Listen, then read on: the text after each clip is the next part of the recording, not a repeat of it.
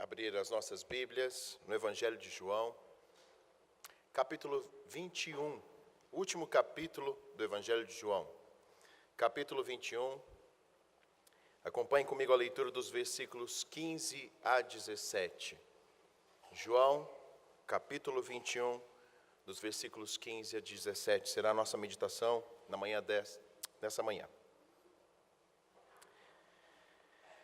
Assim diz a palavra do Senhor. Depois de terem comido, perguntou Jesus a Simão Pedro: Simão, filho de João, ama-me mais do que estes outros? Ele respondeu: Sim, Senhor, tu sabes que eu te amo. Ele lhe disse: apacenta os meus cordeiros. Tornou a perguntar-lhe pela segunda vez: Simão, filho de João, tu me amas? Ele respondeu: Sim, Senhor, tu sabes que eu te amo. Disse-lhe Jesus: pastorei as minhas ovelhas. Pela terceira vez, Jesus lhe perguntou: Simão, filho de João, tu me amas? Pedro entristeceu-se por ele lhe ter dito pela terceira vez: tu me amas? E respondeu-lhe: Senhor, tu sabes todas as coisas, tu sabes que eu te amo. Jesus lhe disse: apacenta as minhas ovelhas. Vamos mais uma vez fechar as nossas frontes, dobrar as nossas frontes diante do Senhor e orar. Pai eterno, estamos aqui como teu povo, famílias, crianças, jovens, adolescentes, homens, mulheres, senhores e senhoras. Ó Deus, rogamos ao teu Santo Espírito que nos mantenha alerta durante todo esse tempo, para saborearmos da riqueza da tua palavra, para que os nossos corações, ó Deus, venham a ser modificados pelo teu Santo Espírito, regenerados, restaurados pelo Senhor, para que venhamos a glorificar o teu nome. Portanto, ó Deus, trabalhe em nós nessa manhã. Nós rogamos humildemente, pedindo o nome do Senhor Jesus Cristo, nosso Senhor e Salvador. Amém. Meus queridos, há uns 10 anos atrás, eu tive um privilégio de trabalhar numa região da Inglaterra, no condado de Kent.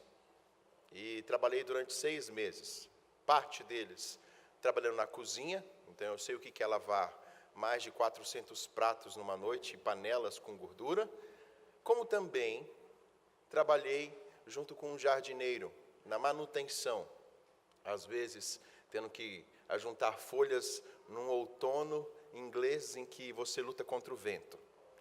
Mais uma coisa eu aprendi ali, grandes lições. Eu tive contato com um jardineiro, já senhor, que trabalhava com muito zelo com as plantas no outono, para que em março e abril elas viessem a brotar. E eu entendi o que é um jardineiro cuidando do seu jardim, desde o local propício onde se colocar uma semente, bem como depois, quando ela começa a crescer, até se tornar árvore. Uma das frases que eu lembro desse senhor foi que um jardineiro, ele cuida de uma planta, não para a sua geração, mas para gerações posteriores. O jardineiro passa. Porém, nós sabemos, como lemos lá em Colossenses capítulo 2, versículo 7, que o Senhor nos transplantou, e esse termo é radicados, nós estamos nele radicados, ou seja, nós como uma planta em um local árido, sem vida, fomos transplantados nele e somos cuidados por ele. Só que esse jardineiro, meus queridos, ele não morre, ele cuida e o seu cuidado é eterno. Portanto, todos aqueles que foram chamados para ser dele, têm o Senhor com o seu cuidado eterno. Pedro, meus queridos, é um dos personagens, na verdade, o personagem, junto com Jesus nesse episódio. Pedro é um servo de Deus, eleito antes da fundação do mundo. Mas tal como Pedro, eu e você, somos tal como Pedro, nós somos muito parecidos no nosso andar, tal como Pedro andou durante todo aquele período com Jesus. Nós também temos as mesmas características no nosso andar. Somos eleitos, mas temos que aprender como nós andamos diante do Senhor. Eu gostaria de meditar com vocês um pouquinho, antes de entrarmos nesses 3 versículos. Quem era Pedro? E eu quero que você faça um paralelo com a sua vida, porque você também é um ser humano chamado por Deus, e você está aqui hoje para aprender mais do seu Deus, mas a priori você precisa conhecer como está o seu coração. E o meu primeiro ponto seria: Pedro é o eleito de Deus, chamado eficazmente, tal como eu e você. Quem era Pedro? Era Simão. Simão era de origem de Betsaida, ou seja, a região da casa da pesca. Ele vivia naquela região do mar da Galileia. Ele era filho de Jonas, chamado por isso o nome de Bar-Jonas. Era um pescador, e muito mais do que pescador, era um empresário da pesca. Ele trabalhava, como nós vemos nos evangelhos, ele trabalhava com o pai de Tiago e João e com o próprio Tiago e João. Ele era casado, morava na cidade de Cafarnaum. A sua sogra morava também junto ali, próximo a ele, na cidade de Cafarnaum. Ou seja, meus queridos, Pedro, Simão, era um homem trabalhador, como eu e você. Tinha rotina de vida. Era judeu. Tinha sua rotina de trabalho, tinha suas dificuldades, tinha sua família. Mas precisava ser alcançado pela graça do Senhor, porque era um homem pecador. E em João, capítulo 1, dos versículos 35 a 47, nós vemos que ele ouviu falar do Messias. Por quem? Pelo seu irmão André. André, nesse relato, nós vemos que ele era discípulo de João Batista. E depois, João Batista, quando apontou, eis o Cordeiro de Deus, ali no capítulo 1 de João, André foi em direção a Jesus e começou a conversar com Jesus, e o seu coração foi inflamado. E a primeira pessoa que ele vai direcionar como nós aprendemos aqui com o reverendo Elias Medeiros, é na sua própria geografia. Ele vai direto para a sua casa, na verdade, para o seio da sua casa, e vai direto para Pedro, dizendo: Pedro, na verdade Simão, né? Porque ele ainda não tinha mudado o nome. Simão, nós encontramos o Messias. E Pedro, pela primeira vez, ouve a respeito do Mestre. E ele vai em direção a Jesus. E naquele encontro com Jesus, Jesus muda o seu nome. Você não vai chamar mais Simão. O seu nome vai ser Pedro. Esse relato está ali em João 1:42. E Pedro significa pedra, pedregulho. É muito interessante o nome que Pedro agora tem, que Simão agora tem, que é Pedro. Mas eu quero frisar uma coisa: apesar do encontro com Deus, apesar do encontro de Pedro com Cristo, ele não passa a ser seguidor de Cristo. Ele volta para a sua rotina. E é interessante você olhar ali em João capítulo 4, dos versículos 38 a 39, que Jesus passou a ser íntimo da casa de Pedro, dos familiares de Pedro. Nesse relato, ele cura a sogra de Pedro. Mas Pedro ainda não é seguidor de Jesus. Vocês percebem como Jesus, pouco a pouco, vai entrando na vida de um servo. Nós muitas vezes achamos que estava lá Pedro pescando e Jesus apareceu do nada e o chamou. Jesus foi aparecendo na vida de Pedro.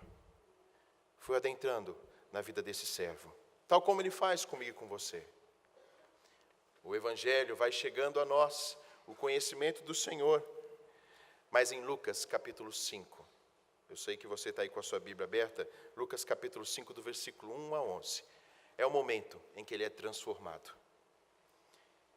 Pedro estava ali pescando a noite inteira, ele foi pescar, e passou a noite inteira pescando. Pela manhã, Jesus vai naquela região da Galileia, e começa a pregar para a multidão. Só que a multidão é muito grande, então ele sai e chama Pedro, que está ali lavando as redes, junto com Tiago e João no outro barco.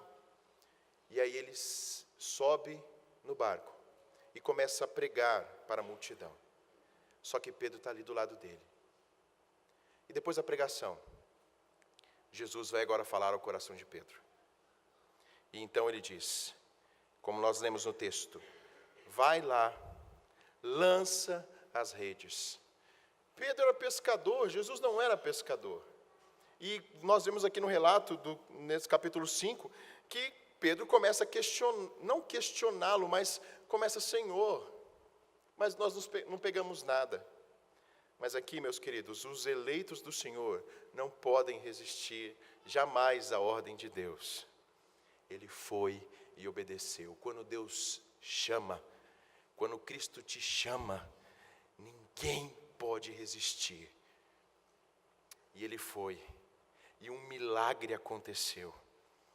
E aqueles peixes acumularam de tal forma que foi necessário 2 barcos. E aí o relato de Lucas diz no versículo 5. Vendo isso, olha se você está aberto aí comigo a sua Bíblia, em Lucas capítulo 5, versículo 8. Pedro, vendo isto, Simão Pedro prostrou-se aos pés de Jesus, dizendo: Senhor, retira-te de mim, porque eu sou pecador. Aqui é a sua conversão. Aqui ele se dobra perante o Senhor, ele vê quem é Cristo Jesus, o homem-Deus, vê a sua condição pecadora, e aqui humildemente ele clama: Senhor, se afaste de mim porque eu sou pecador. Aqui é a transformação de vida. E eu quero concluir esse primeiro ponto dizendo, meu querido, se você está aqui hoje, eu não conheço todos que aqui estão, muito menos o coração individual de cada um de vocês. Mas se você pertence ao Senhor, isso aqui já aconteceu na sua vida. Ele te chamou de uma forma eficaz, e foi Ele quem trabalhou no teu coração. Não foi a sua vontade, não foi o seu querer, foi o próprio Deus. E você viu a sua condição diante dEle. Ele agora passa a ser o seu Senhor. Porque é interessante que quando Pedro disse: Senhor, se afasta de mim, o Senhor Jesus disse: não temas, não temas. E ele chama: agora você vai ser pescador de homens, vinde a mim. E diz o relato que ele largou tudo para seguir o Mestre. Só que eu quero fazer também uma pergunta: se você ainda não teve esse encontro com o Senhor, Ele lhe chama hoje para que você reconheça Ele como seu Senhor, para que você reconheça que você é pecador e não merece estar diante da presença dEle.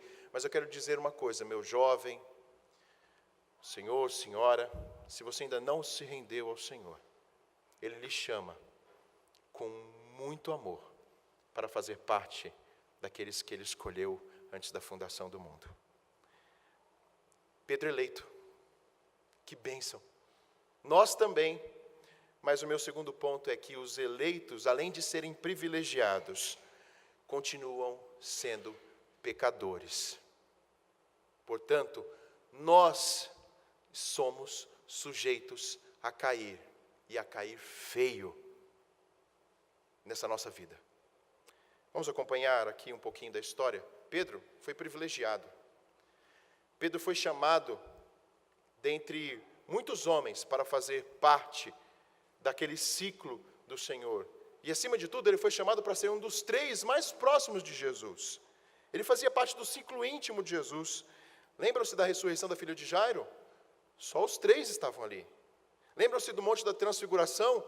Só os 3 estavam com Jesus. Lembram-se do Getsemane, quando eles foram orar com Jesus?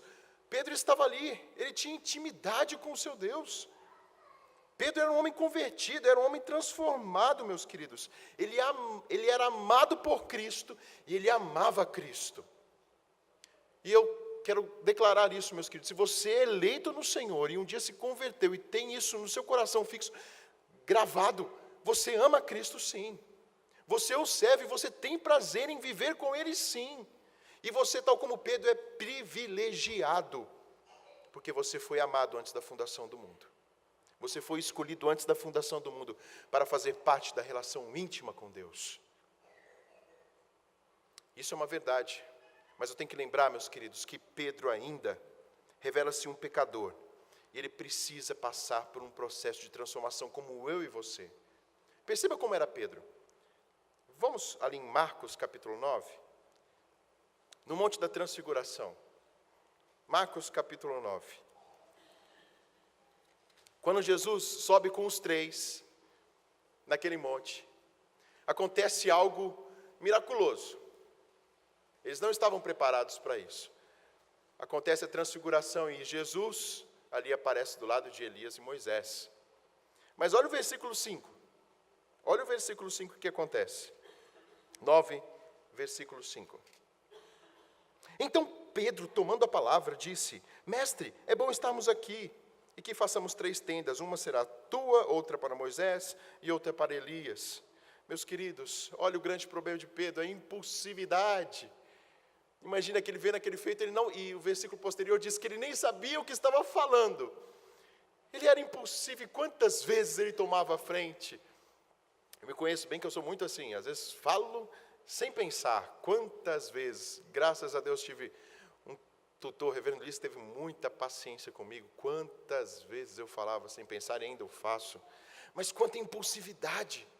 Pedro era impulsivo, não pensava no que falava. Pedro também tinha uma vida de oscilação. Lá em Mateus capítulo 14, versículo 22 a 36, quando ele está no mar da Galileia, junto com os seus discípulos, Jesus estava orando. Quando Jesus está andando sobre as águas, olha a oscilação dele, ele grita e clama, é um fantasma. De repente, Jesus se dá a conhecer, e ele diz: Senhor, eu quero ir aí, me chama. E ele vai. Mas logo depois, em vez de olhar para Cristo, ele começa a olhar para as circunstâncias, para a onda, para o vento, e começa a afundar. E clama, e na verdade o Senhor vem e lhe dá a mão, e o restaura. E diz depois Jesus, no versículo 31, homem de pequena fé, por que duvidastes? Nós somos assim também. Nós somos oscilantes, variantes, nós somos impulsivos às vezes para querer fazer as coisas para o Senhor, e quantas vezes metemos pés pela cabeça? É assim que diz? Os pés pelas mãos. Troquei. Nunca usei provérbio, não faça isso. Outro exemplo, Mateus capítulo 16, versículos 13 a 23. Quando Jesus pergunta: Pedro, o que eles estão dizendo a meu respeito? Na verdade, pergunta aos discípulos. E aí uns dizem: olha, você é Elias, você é Jeremias, outro profeta. Aí Pedro diz: tu és o Filho do Deus vivo. Mas aí no versículo 16, Jesus diz: bem-aventurado és, mas quem disse isso não foi você, Pedro.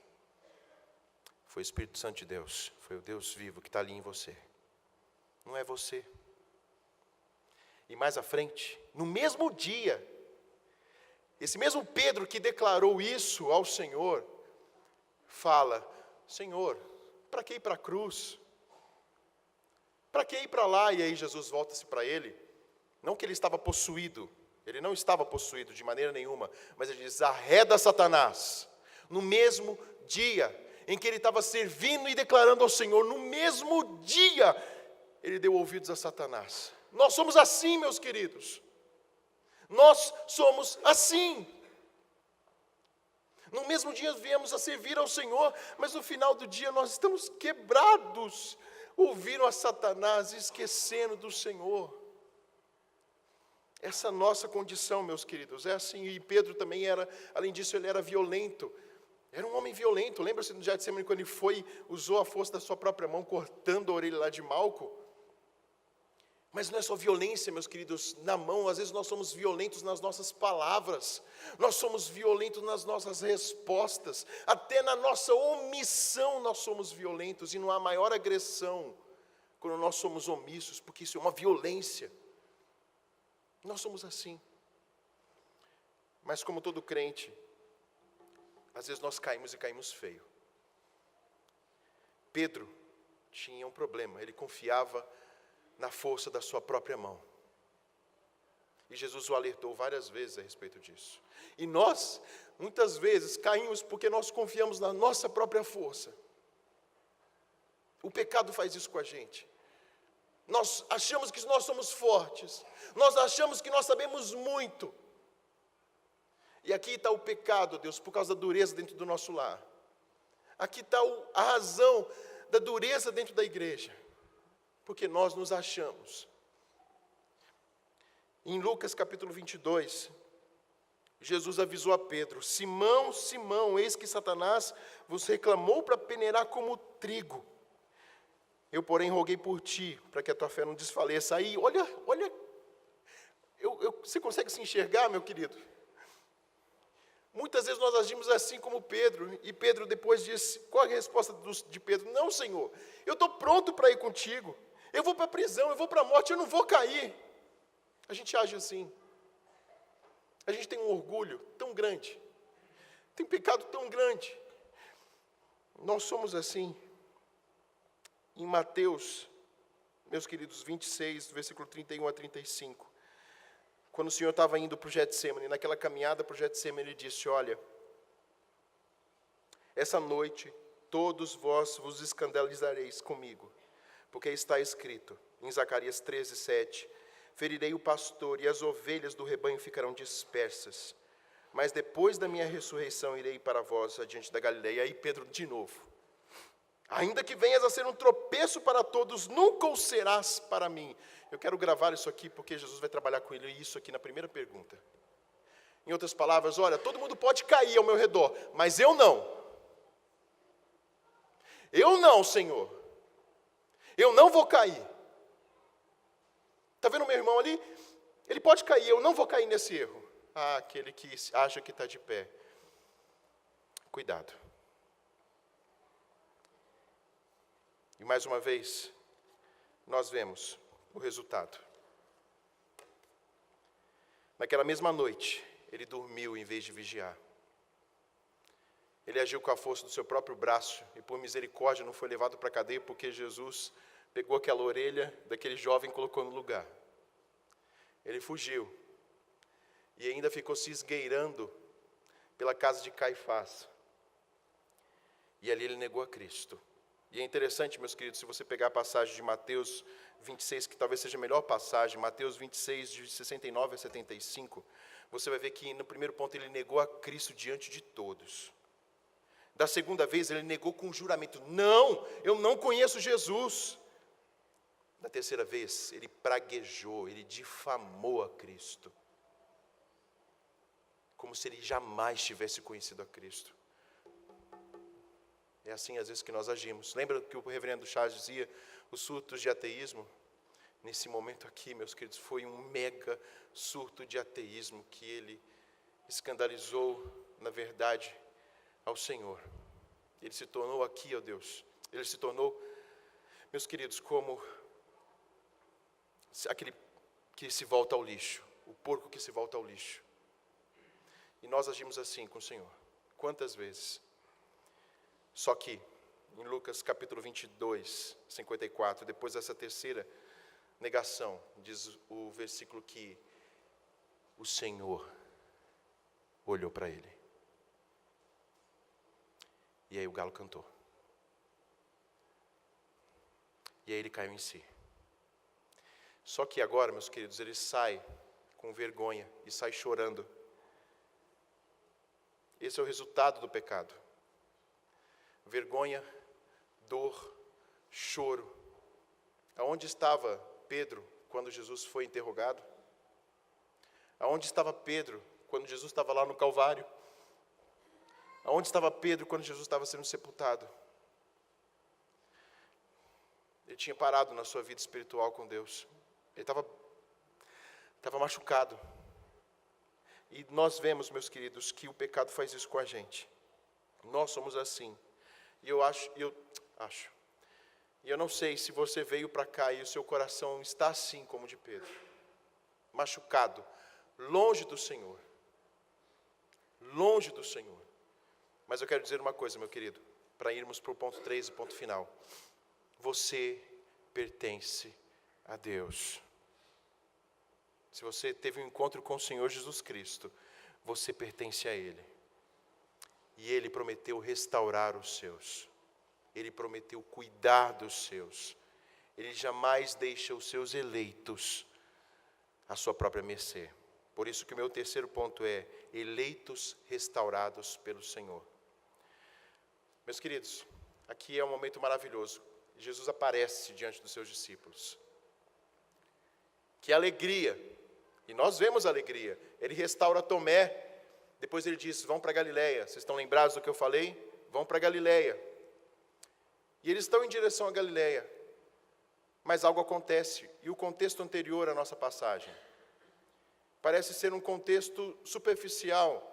Eles chegaram na Galileia e foram pescar. Não.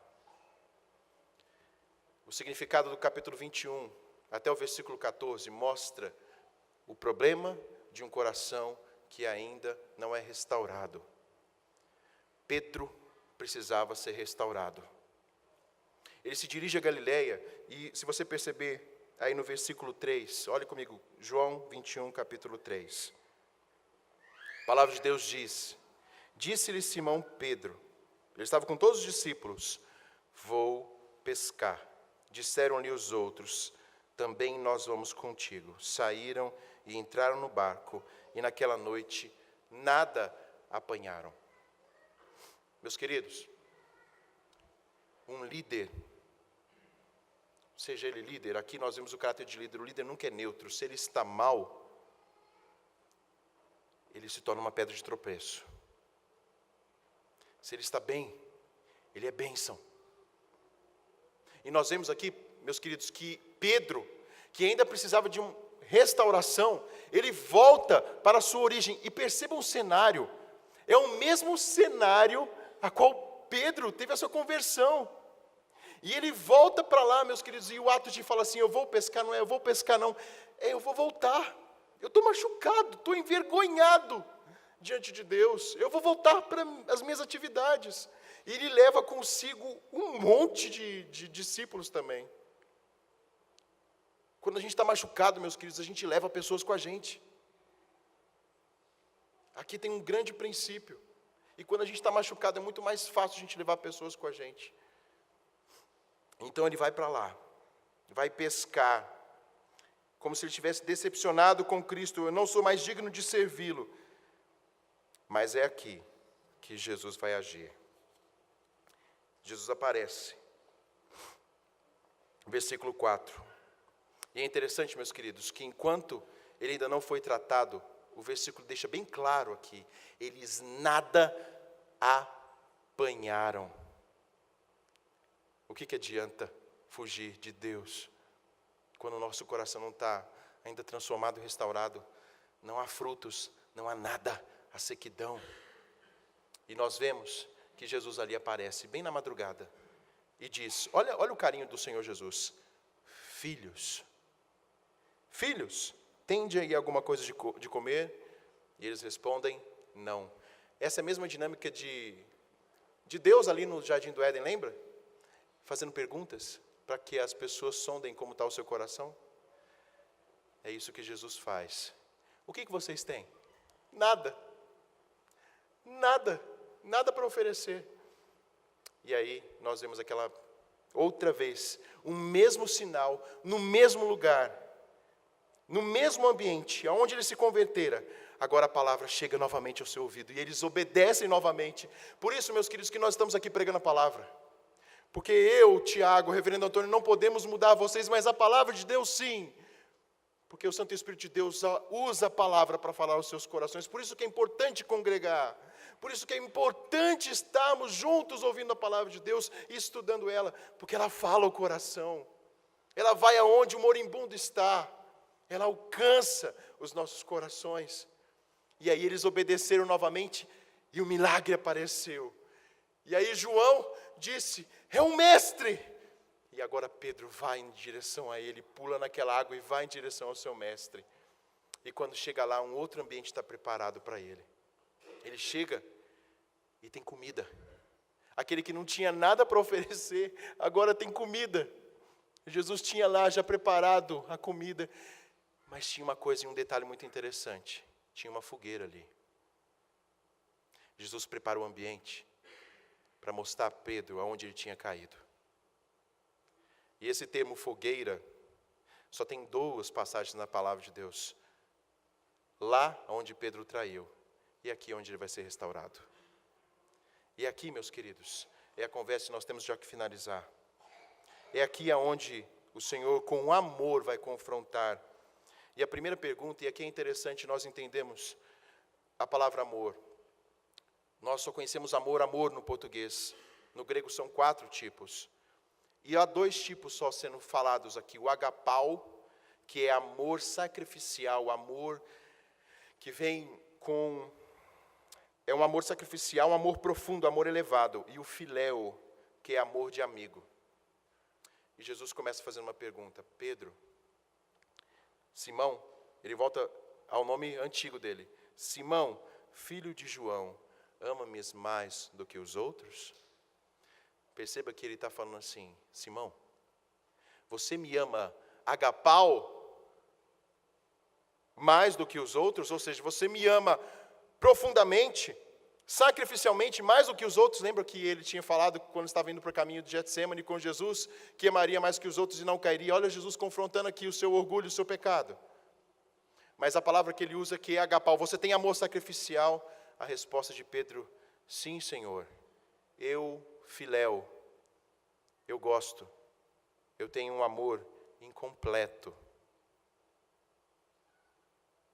Aí Jesus pergunta, na segunda vez, Pedro, você agapau, você me ama sacrificialmente?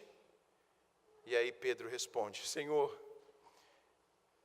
eu te amo, filéu. E aí a terceira vez, Jesus muda. Pedro, você me ama, filéu? E aí Pedro responde, Senhor, eu amo filéu. Pedro reconhece que não consegue amar o Senhor como ele devia amar. Pedro reconhece que ele não era aquilo que ele achava que era. Pedro reconhece que ele não tem um amor profundo.